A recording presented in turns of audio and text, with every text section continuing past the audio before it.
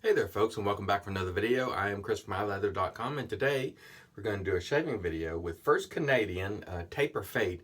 And this was sent to me by a viewer, and I'm sorry I've forgotten the name. I set this aside and removed the box, so sir, please shoot me an email reminding me of who sent this and I'll properly thank you. I apologize. It's been a crazy couple of days. My son was in the hospital for a couple of days, but now he's out, thankfully, so I'm really pleased with that. Turns out he just had a very bad case of the flu, thank goodness. Anyway, let's wet the face and get started with our taper fade. Stay tuned.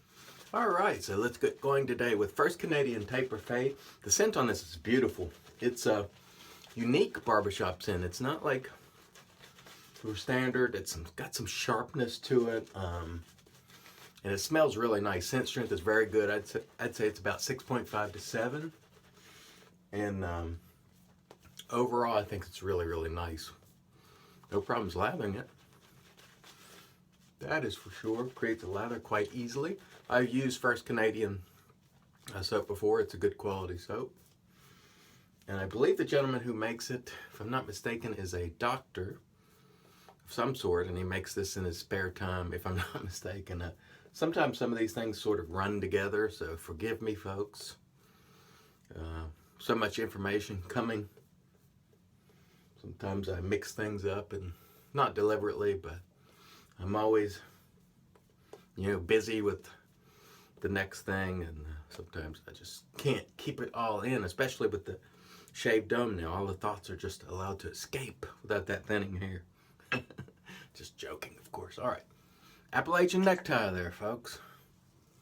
My wife and I have been quite tired. That hospital thing will wear you out, folks. It really does. Yeah. But we're thankful to the medical professionals at the hospital for doing a great job, and just thankful to be here with you today getting another shave. And this is the Oneblade once again. I know people are tired of seeing the Oneblade, but man, it's a good razor. Trust me, I was a Oneblade denier. And the cost put me off, the style put me off, although it is a good looking razor. I meant the pivot and all the rest, but I must tell you, it works very effectively. Feather is the blade here today, by the way. And it does a really good job. Sometimes you just have to try things, folks, and see what you think. Again, pricey. There's no getting around that. So you have to decide if you have the budget for this style of razor. It is a premium razor. It's not your average razor, but it is warranted for life. So there's that, and it's very nice. Once you get used to it, it's a really nice shaver, or at least it has been for me. And I'd say most people who try it enjoy it. Let me take the glasses off here and get this area where that little soap there is. Anyway, most people seem to enjoy it when they try it, so it's always an individual decision, but it is expensive. There's no getting around that. That felt great. Stay tuned for pass 2. All right, here we go, pass 2. By the way, the soap performed really nicely there. I didn't have any issues with it whatsoever. Very, very nice. Smells great too. Thank you, sir. And again, please email me so I can properly thank you. This is great stuff. It would have definitely made my top barbershop list had I had it at the time. I forgot about it, actually. I may have used it before. I don't recall. I think maybe First Canadian may have sent it to me to try, and I gave it away. I can't exactly recall. But it's a really nice interpretation of a barbershop soap. I like it a lot. And one of the things I want to touch on today is something I saw in Razor and Brush yesterday. And a gentleman came and posted something about the folks who are doing videos and shaving with goatees. And this has nothing to do with me because I'm growing one. He was talking about specifically the straight razor shavers who do videos. And he made the point that the most difficult areas under your nose and around your chin, and that's true. But he went on to say pretty much that they had no business making videos. And I disagree. I disagree for a number of reasons. But first of all, I'm quite sure that these gentlemen who do have goatees could easily shave under their nose and their chin. They're very skilled at straight razor shaving, and not shaving there doesn't really take away from the fact that they know what they're doing. And they do know what they're doing. There are plenty of guys with goatees that are very knowledgeable. So I absolutely do not agree with that gentleman's premise that these guys have no business making videos, because a lot of these people have contributed a lot, and a lot of them have brought many people into straight razor shaving. So I just don't agree with that premise whatsoever. Stand by, we'll come back for pass 3. All right, here we go, pass 3. Now, if you had a full beard and you weren't a head shaver, then maybe I can understand it, because you'd be shaving about this much of your neck, you know. Okay, then you're only shaving one little part of your face. I get it, but the guys with the goatee, you know, they're getting down here on their neck, which is sensitive, around the jawbone. They've got areas to shave where they can more than demonstrate,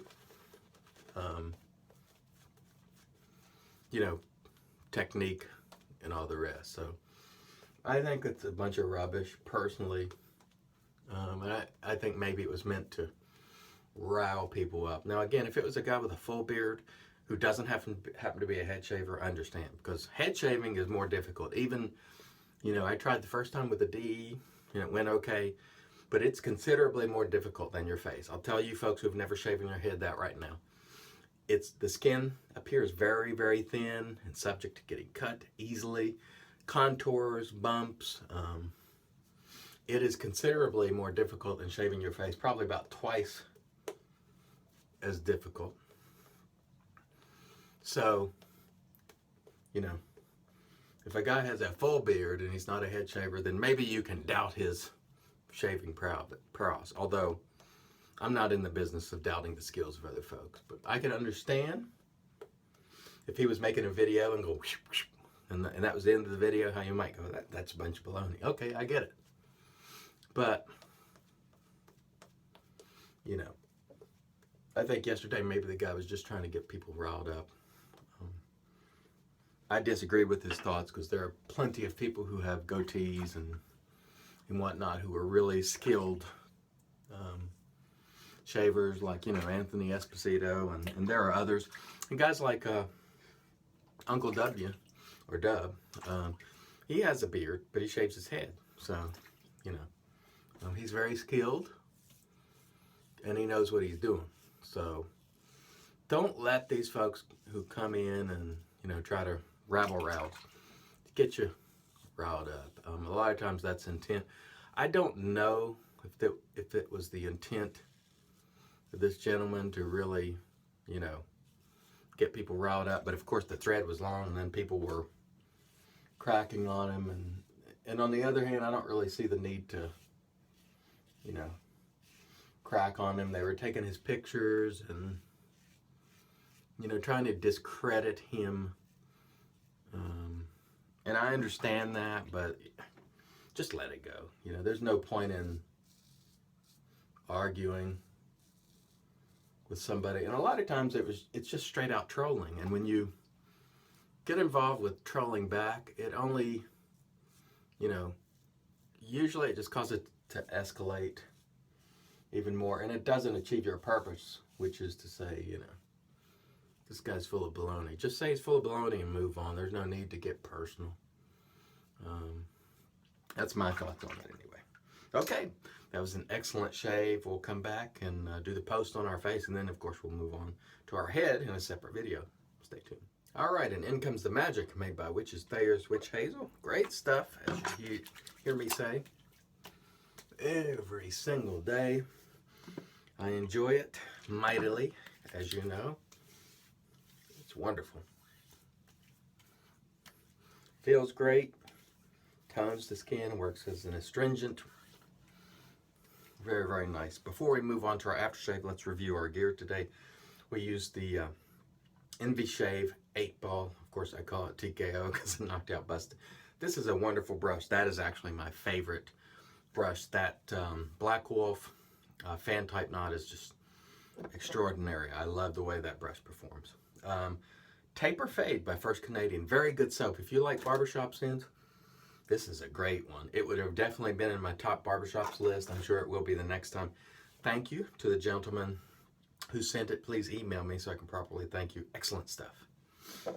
And of course we use the Oneblade, which is excellent. I know not a lot of people don't care for the pivot, but folks, it is a good shaver. It's a great shaver, I gotta tell you. All right, and now to the aftershave, which we have here. I don't know how to say this. The inspector, David Fernicola, sent it to me. It's from Italy. Malizia.